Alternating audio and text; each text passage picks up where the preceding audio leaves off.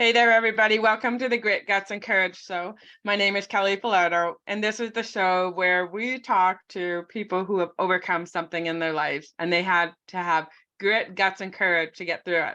So today, my guest is Anish, and he just got this incredible story, and you're just going to just love his story. He's like such a great guy with a huge heart. So welcome, Anish. Thank you. Thank you so much. Really appreciate it. Thanks for taking the time, Kelly. Oh, you're very welcome. Okay, so we're going to just jump right into it. What's that story of grit, guts, and courage?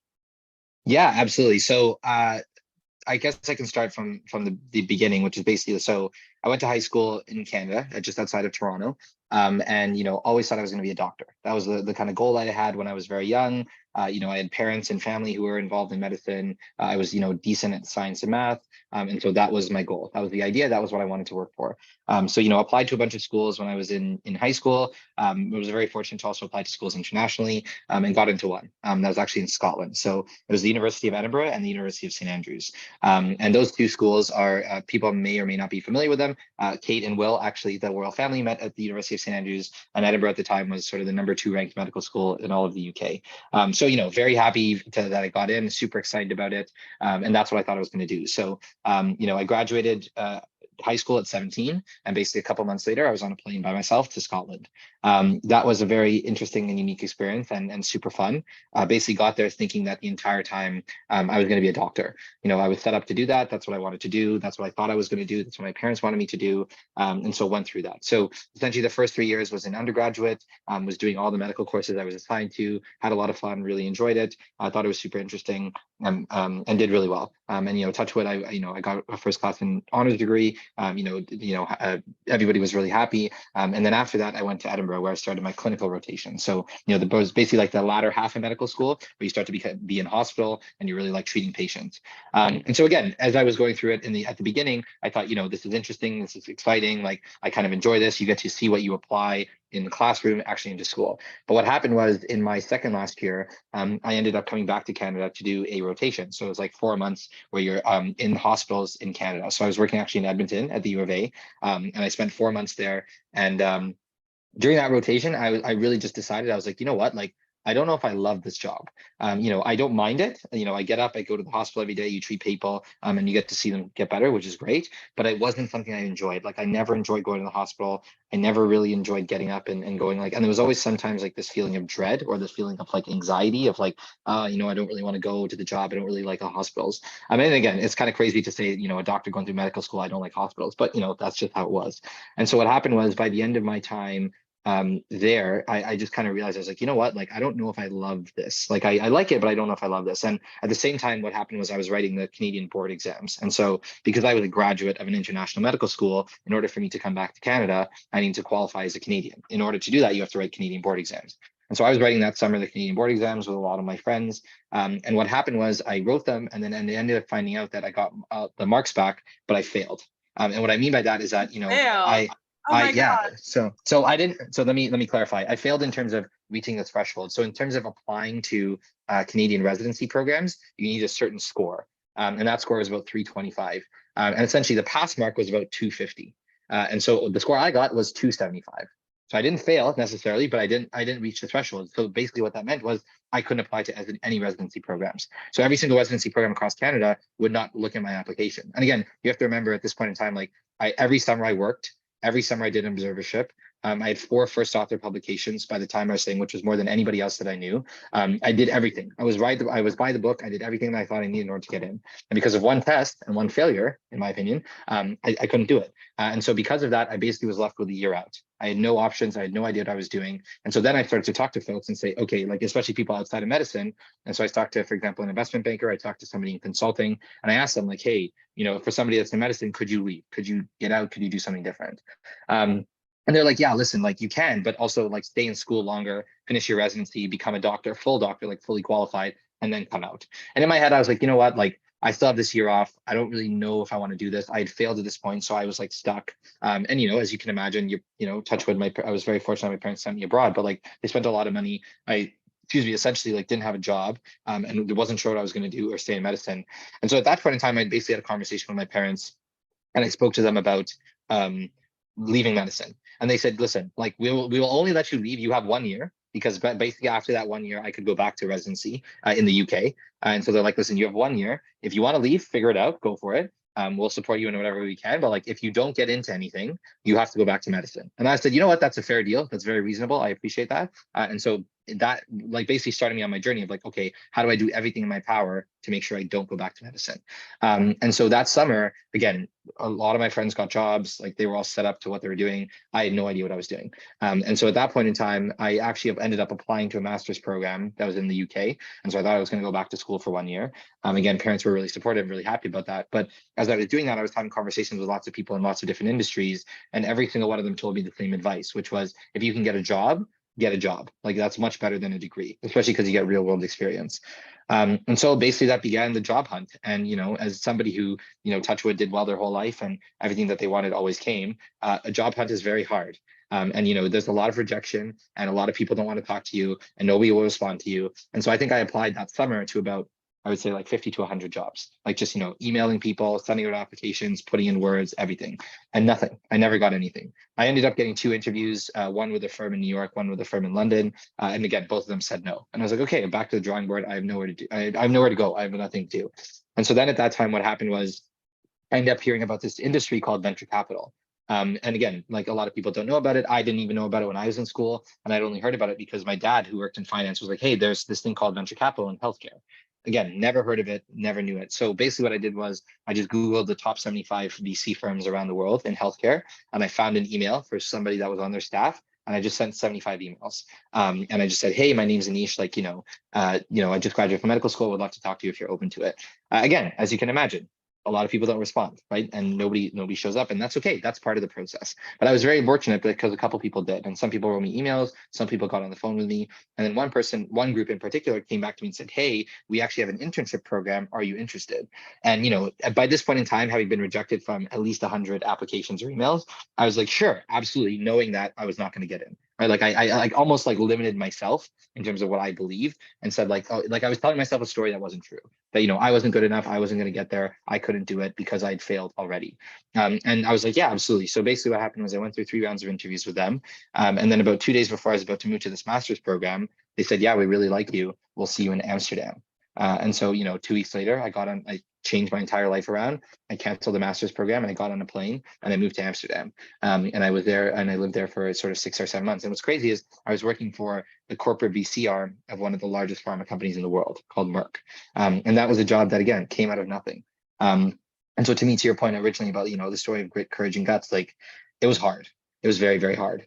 And that summer was brutal. And, especially when your parents are like, not agreeing. Like I remember there was one conversation in particular, like one day where, I was applying to all these jobs, I wasn't getting anything. And I ended up going out to golf because I'm a big golfer myself. And I went to golf by myself and I came back and my dad just came to me and started yelling at me. He's like, what are you doing? Why are you always golfing? You're not even applying to jobs. It doesn't look like you're going away. You have no plan. Like what the hell is going on?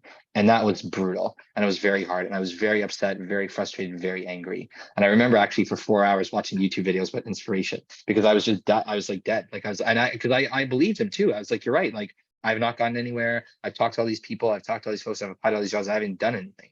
And so like, does that mean that like this was all for nothing? And I think those are the hardest moments where you just realize like you do really just have to keep going. You really just one foot in front of the other, keep trying, keep being resilient. Just because one person said no doesn't mean the next person says no. And the other thing I go back to with the story is like, all you need is one person. All you need is one individual to take a chance on you and believe your story. And like for me, I think the story I would like to tell people is like, the more you apply, the more you reach out to people, the more you talk to people, like the better your chances are that one of them will take a chance on you. And so anyway, that's a long-winded answer of saying like, yeah, that was a tough summer, but very, very happy I kind of got through that. And now I'm the happiest I've ever been for sure. So what are you doing now? Yeah, so now I work at a healthcare venture capital firm based in Canada. So essentially what happened was when I went to Amsterdam, I found out halfway through that I wasn't going to get a job there. And so I had to do this whole thing again because my parents said to me, if I didn't get a job after, I had to go back to medicine. And basically I told myself there was no way in hell I was going to do everything possible to make sure I didn't end up back there. So after that, basically over the next few months, I had a conversation with probably 100 venture capitalists around the world, cold email, through networks, reaching out to them, through people that I knew, everything. Like I tried everything. And eventually I got essentially three final round interviews with three different firms around the world. So one was with a firm in San Francisco, one was with a firm in Germany, and then one was with a firm in Canada. And by that point in time, I left Canada for 7 years. I thought, what, if I can go home and build something, because it was also a startup, like it was right from the beginning. If I can start to build it and really grow, that would be a really cool opportunity. And so that's how I ended up coming back. And I actually just celebrated my 4-year anniversary at the firm, a couple of last week. And what's crazy is I remember starting when we had raised no money. And now we're at a point where we're managing $500 million, being one of the largest healthcare funds in Canada. So that's super exciting because like I remember being there at the beginning and helping build that. And so yeah, still in the venture capital space, and still really enjoying it for sure. Okay, so love your story because I can just imagine, I'm a mom, and so I can just imagine if I spent hundreds and thousands of dollars, putting my kid through school, medical school, because that's what, 6 years or 7 years of school. 6 for me, yeah, it was 6. Yep. Yeah. And then all of a sudden it's like, no, I don't want to be a doctor after you've spent all this time and money and everything. To now, no, I want to do something different, right? Yeah. So what would you tell a young man that he come to you and he says, Anish, I don't know what to do. Yeah. I've now gone to medical school and I actually want to be a lawyer. Yeah. Yeah. Well, What would you tell that person? yeah. No, it's a great question. I think I get it from people all the time, right? Who I think, get into medicine for the wrong reasons. And, then they start to do the job and they just really don't like it. And again, I was one of them. I get it too. And so I think that for me, the thing is really like, you have to really think about and spend time deciding a plan of action and putting in place and doing the research. So for example, to tell you to your question, like if a lawyer, I'd say, okay, which law schools are you applying to? What's the process to get in? How have you worked on it? Have you started studying? Why are you interested in law? What kind of law are you doing? And so you have to go through this stepwise process to really decide if you want to do it. And I'll give you an example. So when I, for example, left medicine, I had ideas, right? So I knew it was consulting or banking. I like bought books to do it. I started researching. I reached out to people. I started going on YouTube and watching YouTube videos like, what do consultants do? What do bankers do? Like I saw you going on Google, like, how do you learn consulting? What is involved? All the other stuff. And so to me, I think when I remember leaving and telling friends in my family, even though they were skeptical, they're like, oh, we know that at least you're doing something, right? Like you're actively acting, like going towards it and you're putting yourself in the right steps to do it. And so I think for a lot of people that feel stuck, I think the biggest thing is like, you have to just start putting in the time to educate yourself on what you want to do. So I think it's one thing for me to say like, because and I'll give you an example. I had another friend who also wanted to leave medicine. He actually ended up taking out a few years out at medical school, but he had no plan. And so when people are like, oh, he's like, I don't like medicine, he kind of left and just sat there. So for 2 years, like, he kind of traveled and he tried some music stuff, but it didn't really work out, but there was no plan of action. And so I looked at that and I looked at mine. And the reason why I was so different was because I think there was like, okay, I don't want to do medicine, but I really want to do law, to your question. It's like, how do I get from here to here? And so you need to figure out the steps in between. And the steps in between, you can do the work to understand, right? So you can learn about it. You can talk to people. You can talk to like the heads of admissions. I think the other thing that people forget is like, asking people questions and reaching out to people is such a valuable skill because there's so much information and knowledge that you don't have that other people do, that if you're just open and you just tell them about what you're doing, most people are very helpful, right? And so to your point, Kelly, like if you say, like, let's say, I really want to get to UFT law school, I would literally email the head of admissions at UFT law school or like the head of recruitment or whoever and say, hey, I'm a doctor. I just graduated. I really want to get into law. Here's my background. Here's why I'm interested. Would you be open to it? And I can guarantee you, every time you send that email, most people will respond and say, absolutely. I'd be happy to talk to you, happy to go. Because everybody, like, I think the thing that I realized, and this happens to me as well, is when you take initiative and you put yourself in good circumstances and good situations, people want to help you.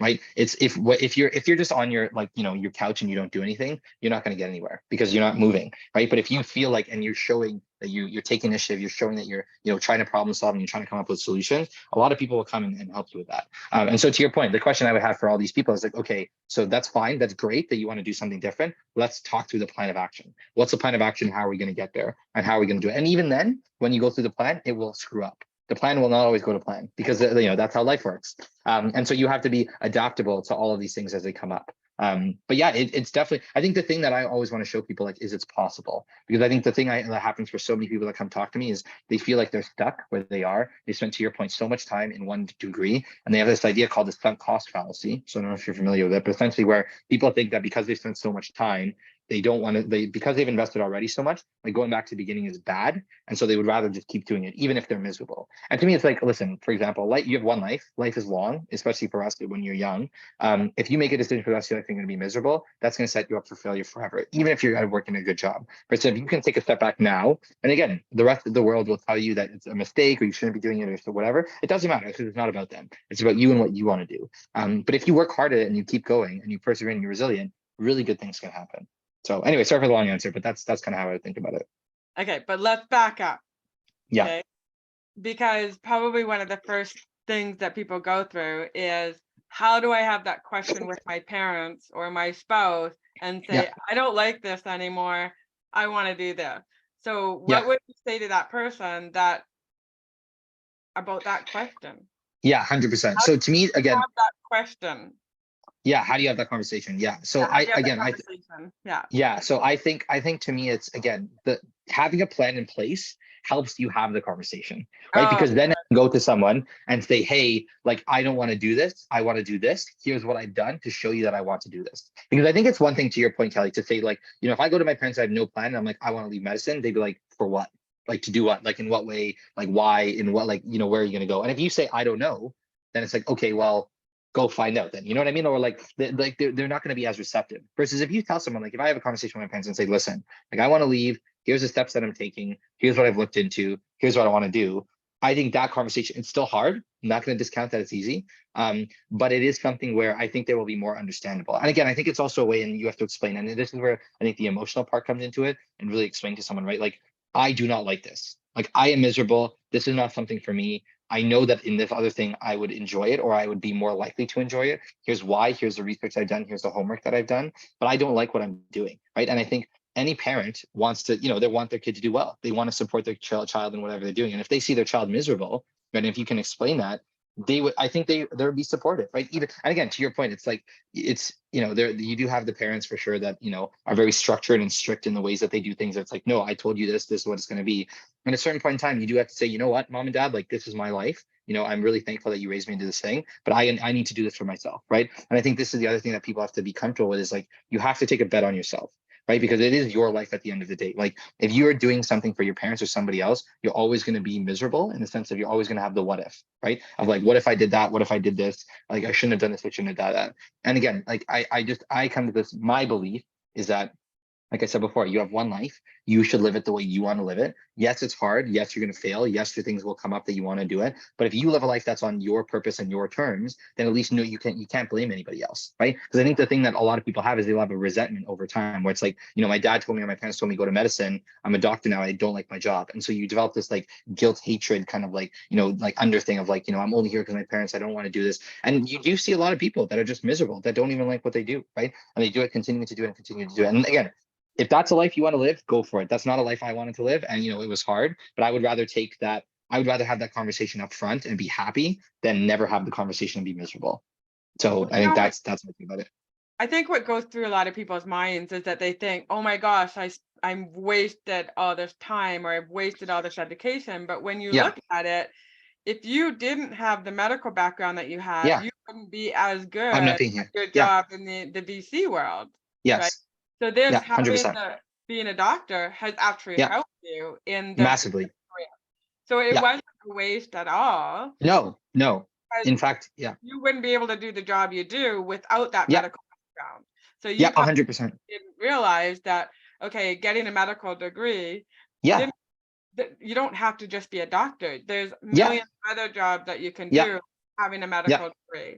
Yeah, 100%. Yeah, and again, to your point, like I think that's the other thing that people sometimes forget, is like all of these things are transferable. Like there are skills that you learn when you do things that are transferable, right? So to your point of like, oh, you want to be a medicine, you go to law. It's like, being able to research, being able to understand, being able to talk to people, understanding communication. Like you learn these things as you go through it, right? And I think that's the thing a lot of people forget, or sometimes is they limit themselves and like, oh, just because I'm going to this other field, like I don't know anything about it, I won't know how to do it. And it's like, really, like you've had to get through something to get to where you are. And so you developed a skill set in whatever things that you have, right? Whether it's like learning how to learn, whether it's learning how to talk to people, whether it's learning how to organize, like whether it's learning how to be, efficient with your time, whether it's like you do good work and like, like all of these things, you can do that in any industry, right? And that's why I remember when I had conversations with people that said to me, they're like, listen, people really like doctors because they know you're hardworking, they know you're diligent, they know you understand what you're doing, and you can learn quickly and retain a lot of information, right? Those are all skills in any career that are super valuable. And so to your point, that's the thing that I think a lot of people forget too, which is part of it, is like, what's like the skills that you learn in other things can be applied elsewhere. They don't just have to be applied to the area that you go. And I think if you're also in the mindset of, like, I'm ready to learn, I'm willing to learn, I want to learn, and I will apply what I've done into this domain, it is very helpful, because I do also find that some of the most successful people in their industries are very good at multiple things, right? So they've learned from multiple different disciplines, or they've checked different boxes, and then they bring a unique perspective into that career that somebody else doesn't have. Like, for example, one of the things that I saw recently was we had a patent lawyer come do a seminar with us and some of our colleagues. And he went to do his PhD. So he was a scientist first, right? And went through all of that, then was 28 and decided, I want to go back to law school, right? And then he went back to law school, finished law, and now he's a patent lawyer, and he's a top patent lawyer at, one of the biggest firms in the country.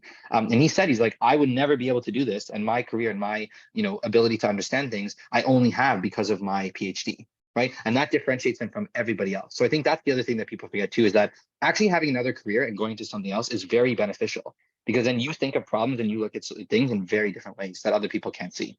Yeah, absolutely. Okay. So I know you have a book coming out. I do. You and I are I working do. together. Yeah. So On two. Yeah. why don't you talk a little bit about your book, and Yeah. we'll wrap it up.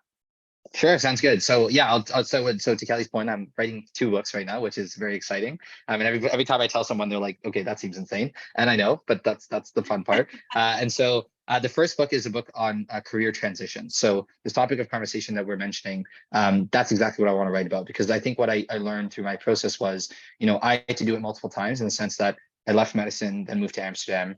But then even when I was in Amsterdam, it still wasn't there, and I had to do it again to get back to Canada. And I had no playbook. There was nobody teaching me. There was nobody helping me. There was nobody explaining to me what I need to do and what I not need to do. And I've had hundreds of conversations with people, and I've reached out to hundreds of people to hundreds of different things. And I've learned a thing or two, I think, right? And then the other thing as well is, like, I now recruit at our firm for when we hire, right? So I've seen hundreds of resumes and hundreds of applications, and I've done interviews myself. And so I think for me, I just feel like I've learned a lot where, transitioning careers is hard.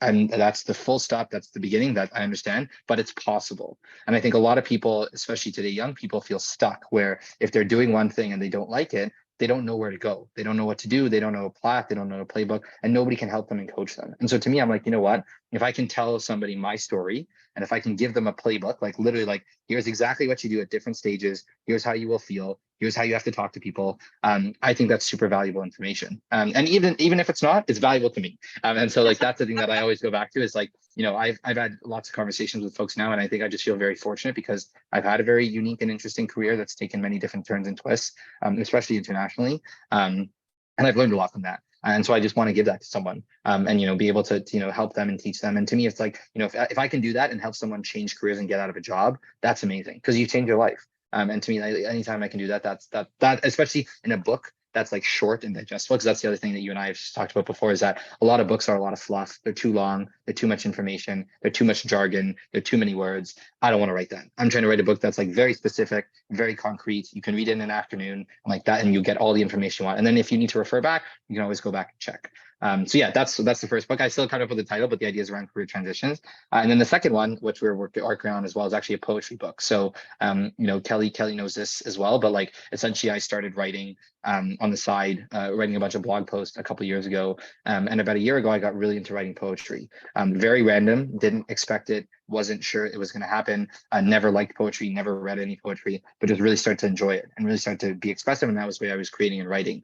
And so I came up with, now I've had about, I don't know, 80 plus poems. And so, I'm putting a collection of them into one book. And again, this won't be the last one, that's for sure. There'll definitely be more coming along the way. But yeah, the idea is here just to share kind of the things that I've learned and the things that I've expressed. So yeah, those are the 2 books that kind of working on, and very excited to get them out kind of later this year.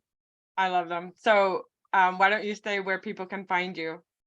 Yeah, absolutely. So people can find me LinkedIn. So Anish Kaushal, you can see it on my website as well. It's Anish Experience. So ANICHE experience basically.com. And you can find all my writing and everything that I'm doing there. I'm also on Twitter at Anish K Bio, but I don't really use that a lot. And then also on Medium. So you can take a look at that too. But yeah, the website's probably the best way to go if you want to check out what I'm doing.